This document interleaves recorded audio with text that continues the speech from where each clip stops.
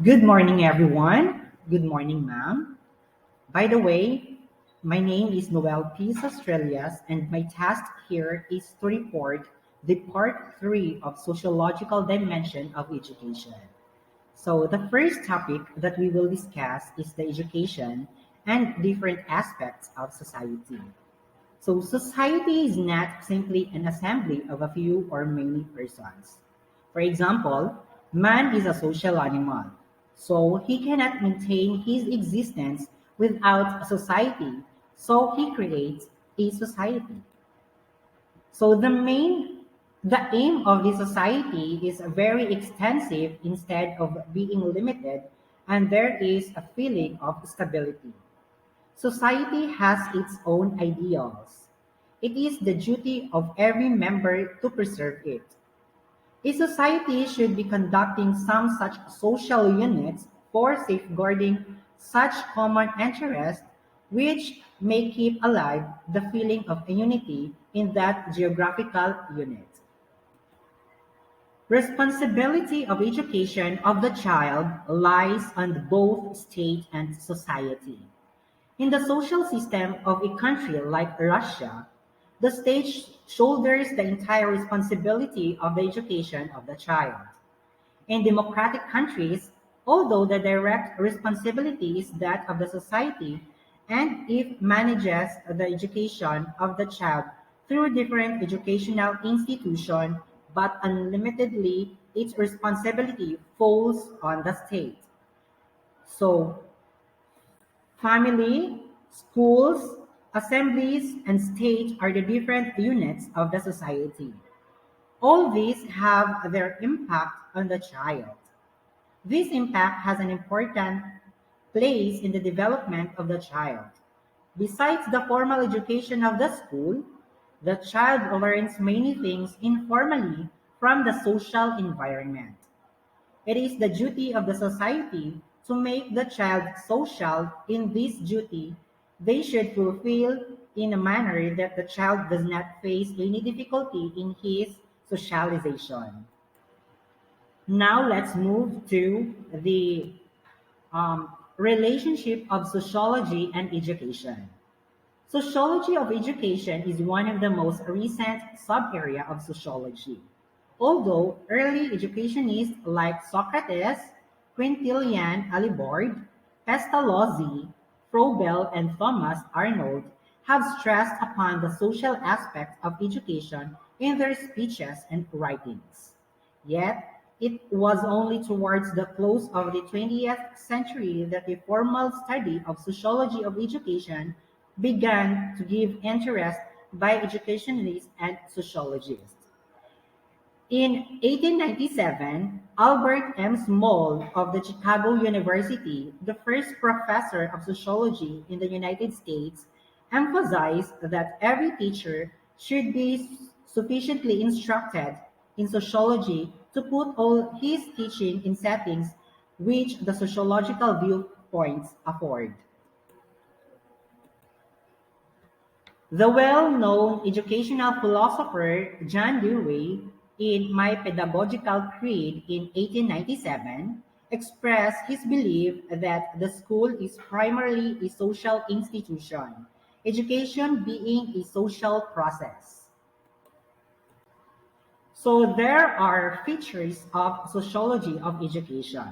So sociology of education is conceived as a branch of pure discipline of sociology, not of education. According to Brookover, sociology of new education is not technology of education. While according to Mercer and Carr, the sociologist of education starts his analysis from the point of view of the society as a whole, while the educational sociologist starts with the school and expands his analysis outward. While Hansen stated that sociology of education is concerned with the relationship between education and society. So it will not include all of sociologists simply because sociology is good training for teachers. Sociology of education is the scientific analysis of the educational system. Any adequate sociology of education must present hypotheses concerning such human relation which will provide the body of theory to be tested in research. Now, let's talk about the relationship of education and community. The term community has been derived from the two distinct words, com, which means, and munis. Com means togetherness and munis means to serve. So thus, community means to serve together. Education is a social process. Likewise, a community cannot exist without education. So here are the some of the definitions of community. According to A.K.C. Ottaway, a community is everybody, adults and children, social and non-social persons living in a certain territory where all share a mode of life but not all the conscious of its organization or purpose. A society is a kind of community or a part of community whose members have become socially conscious of their mode of life and are united by a common set of aims and values. While according to Ogring and Nimkoff, a community may be thought of as a total organization of social life within a limited area. Now, how about community as an agency of education? So, community educates its members for its maintenance and progress. It plans its progress and development by providing purposeful and effective education to the children. It is quite obvious that school and community influence each other and there is constant interaction going on between two institutions. Community as an important informal and active agency of education influences children in the following way. First is the impact on socialization. So what does it mean? Community socializes its members often directly and occasionally in an indirect manner. For this purpose, it organizes different fairs, festivals, and other religious ceremonies. From this institution, children learn the social customs, tradition, and beliefs in a natural way. They also develop the virtues like cooperation, sympathy, social service, sacrifice, social adjustment, and tolerance. So they learn the importance of rights and duties in life. So the second is the impact on cultural development. Culture may be defined as the common way of life led by the people of a particular community. Hence, each community has its own community. Their knowledge of culture can be tested from their language, pronunciation, and behavior. So the third is the impact on democratic values. In order to inculcate democratic values in the minds of the students and community organizes meetings and conferences in which great political leaders participated. Thus, children gain knowledge about political activities going on in their country and also learn the value of democracy in life. Fourth is the impact on the development of health. Children learn about healthy values both at home and also in the school. Community environment contributes a lot towards the health and physical development of children. Community establishes hospitals by the help of the local bodies to keep children healthy and free from disease.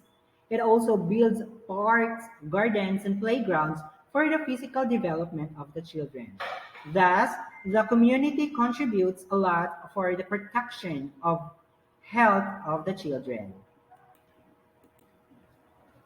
Fifth, impact in mental growth. So, to help children in their mental growth, some communities organize libraries, reading rooms, symposia, exhibition, conferences, literacy, and artistic activity. Six is the impact on vocational development. Community works as the first school of vocational development. Community works as the first school of vocational development. People of a particular community are engaged in varieties of vocations. Children imitate these activities and choose any of these for their future life. So they also develop efficiency in such vocation. Seventh, impact of different agencies of the community. So in each community, there are different agencies which influence the life and activities of the children. So this includes cinema, television, radio, zoo, museums, libraries, newspaper, and magazines. From these agencies, children receive education in the different branches. Next is impact on moral development. Childhood is known as the period of imitation. If the environment of the community is bad, children will imitate bad habits. If it is good, children will develop good habits. A good and wholesome environment of a community will help children in their normal upliftment. So next is the school and community relationship. Close relationship between the school and the community is all the more necessary because all societies cannot provide equal facilities for the development of children. The means of every society is different according to circumstances. Since the school community relationship is already stated in the two-way traffic, its first phase is to bring the community to the school. In other words, community should be closely associated with the school program. Parents should be acquainted with the ways in which children grow, the objectives of the school, and the means of being used to achieve them. So, there are many ways of bringing the community to the school. The relevant practice in some of the schools so far has been the school and community consists largely of inviting parents and other members of the community to hear officials report, witness attractive, eye-catching, or see well strategic athletic events and certain display activities. Adequate relationship must be developed through various methods.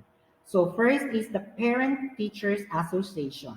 So this means that the chief instrument of bringing the school and community on the same rostrum is the formation of parent and teacher association. Next is the informal visit by the parent. Apart from planned situation as mentioned just now, encourage and welcome the parents as informal visitors to the school so that they may observe their children in a variety of situations. Third is the parents group meeting. So these are grade level meeting of teachers and parents of class or grade of children. A grade level meeting is most effective as the teacher in charge of a class have all available knowledge about the emotional, social, moral, and intellectual climate in which an individual child lives. So besides, the school serve community in various ways. First is the organizing social service programs. So this means social service activities are very vast and may be grouped under the following heads. First is the physical activities. So the students may be asked to clean the lanes and homes of the locality, to construct open air theater, to dry up marshy lands, so their activities have immense educational and social values. Second is cultural activities. So the school should organize sessional, national, and cultural festivals and invite parents to attend these. So the elders and experienced persons of the locality may be asked to address the audience. Next is campaign against social evils. So periodical campaigns by the school may be organized and the evils of drinking, gambling, and borrowing is pointed out. Fourth is the literacy campaign. So what does it mean? So night classes or leisure time classes for the adults may be started and conducted by the elder students of the school and the teacher also. Last is the miscellaneous activities. Social service by the student may be rendered during fairs, floods, epidemics, and etc. Local surveys may take the form of projects like extent of literacy in the locality, cleanliness, living conditions in the homes, and the like. The school may serve as cleaning house as KG Saigian points it, where teachers and parents of the boys meet and discuss in a friendly way their problems, social, economic, and educational, with which they are faced and in which both are interested. So the second is utilizing school building. Um, Second is utilizing school building. If the above mentioned programs are organized in the school premises, it is very much desirable. Besides, at places where there is no public library, the school should consider the possibility of throwing the school library open to the public after school hours. Third is labor and social service camp. Every encouragement should be given to each school to develop its own program of social service. Labor and social service camp will run through the year, should be organized in each year, except during the monsoon season where outdoor work will be not possible. A special organization may be set up in each district under the direct control of the district educational officer. Fourth is principles of organizing program for servicing or serving the community. The work of planning and organization of these programs should be undertaken very carefully beforehand by the teachers and students in collaboration. So programs should be so varied that they give scope of many students to participate in them. Cooperative aspect of the work should constantly be emphasized. The quality of the work done by the student should improve gradually. And lastly, the student must be made to feel that year after year, they are not merely carrying out the same routine. So to sum it up, education as social institution plays a vital role in our society. The function of education is multidimensional within the school system and outside it. It performs the function of socializing the individual for a variety of social roles and development of personality. It is also an important part to control mechanisms of society. So education is necessity right from simple society to modern industrial complex society. So that's the part three of sociological dimension of education. So I hope you've gained learnings in my report. Bye bye.